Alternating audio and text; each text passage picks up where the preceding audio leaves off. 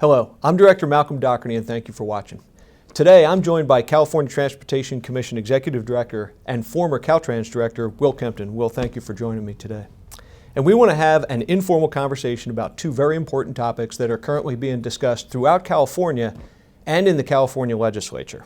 First, how to adequately fund transportation investments for the good of the economy, our quality of life, and the state overall. And second, what is the viability of an alternative to the gas tax called road charge, akin to a per mile fee in lieu of a per gallon tax?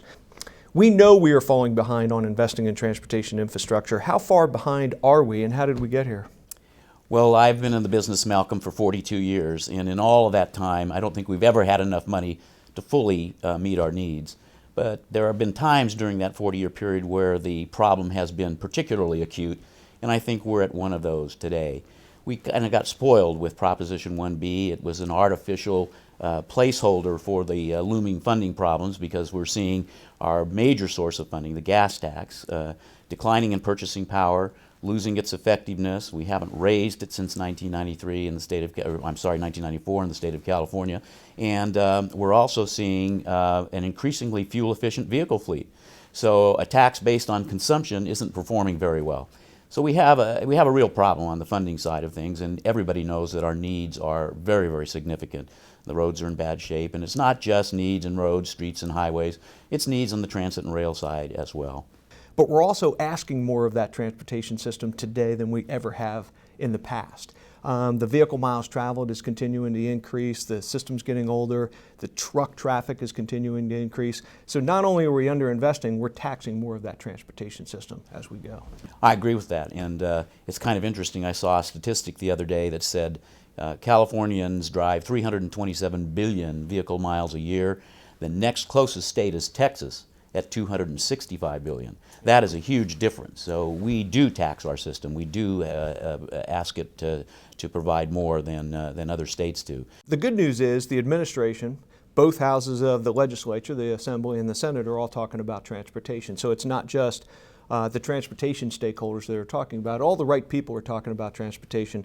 And the governor has called for a special session, and that special session is underway. What do you think can come out of the special session, or what are the expectations or the hopes that we would come out of the special session with? Well, first of all, I hope they do take some action.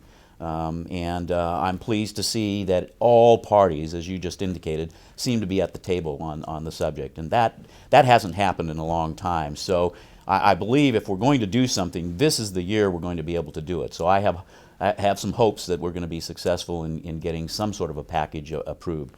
There's going to be a need for accountability and transparency. We can't just ask people to continue to pay more money without giving them the assurances that their dollars are going to be well spent. And so I think that's going to be an important part of the debate as well. Sure.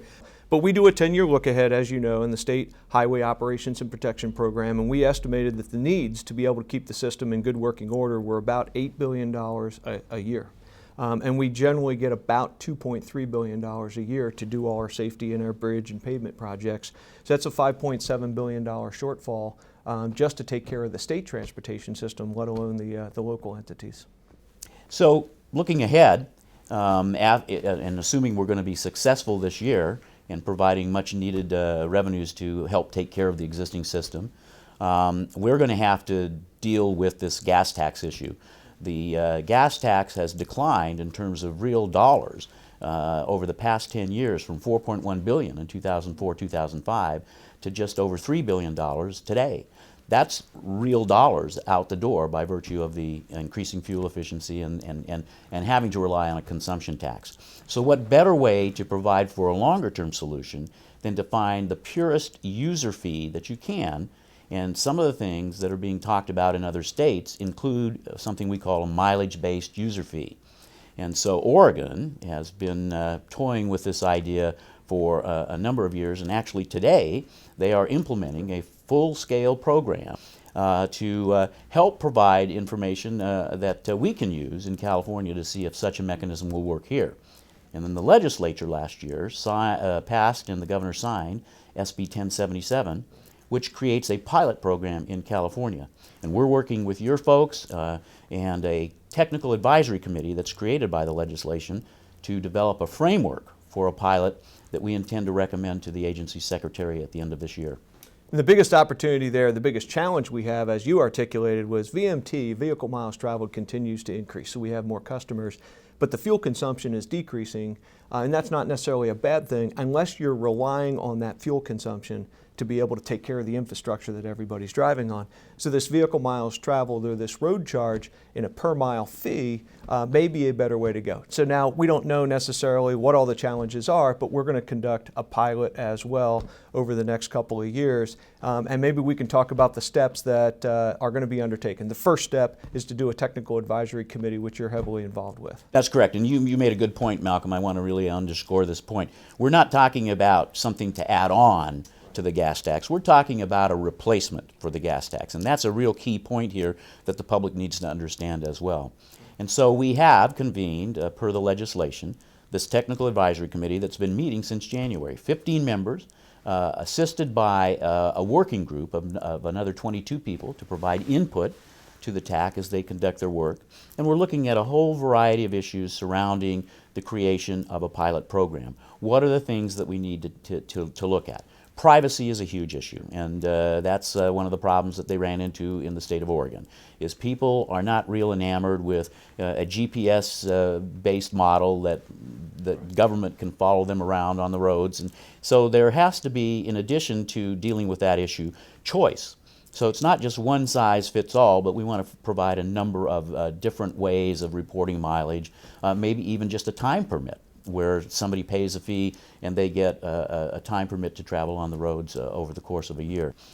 No mileage-based user fee program will go into effect until the legislature decides how they want to proceed. Well, you started talking about some of the different questions that are out there. There's other questions about whether or not it's equitable between rural and urban drivers and those types of things. And that's exactly why we need to do a pilot to evaluate whether or not it's a viable option going forward. Implementing this would be something that would come up later at the end of the pilot, after we're fully informed as to what we learned from that pilot. The other thing that I think is also a very important point is it's a completely voluntary pilot.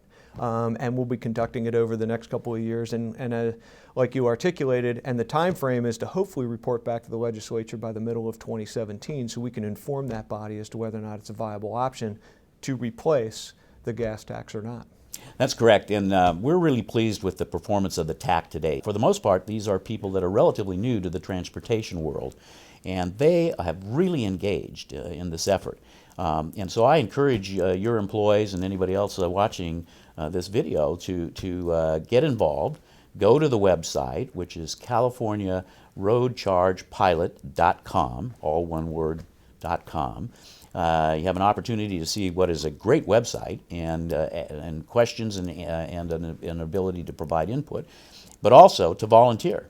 And we're looking at about 5,000, maybe 6,000 people to being involved in our pilot effort. And so we want to, as you indicated, make this a volunteer effort. So if any of your employees are interested in being part of that, I just signed up yesterday. Well, so as you can see, I mean, there's a lot of conversations about how to properly invest in transportation and achieve the transportation system condition that we all want to have to help out our economy and quality of life. But in the long term, as you pointed out at the beginning of this conversation, we're also looking at what is the best mechanism for getting a user fee to adequately fund transportation projects going forward. And I think we're both glad to see that those conversations are happening in all the right circles. I agree, and let's hope the legislature acts in short order to at least take care of our immediate needs while we work on a longer-term solution. I agree. Will, thank you very much for coming in. I want to thank you for your continued advocacy for transportation and investment in transportation, and also your continued partnership with the California Transportation Commission. Thank you. Thank you for watching, and we will continue to keep you apprised of how each of these discussions progress. Thank you, and stay safe.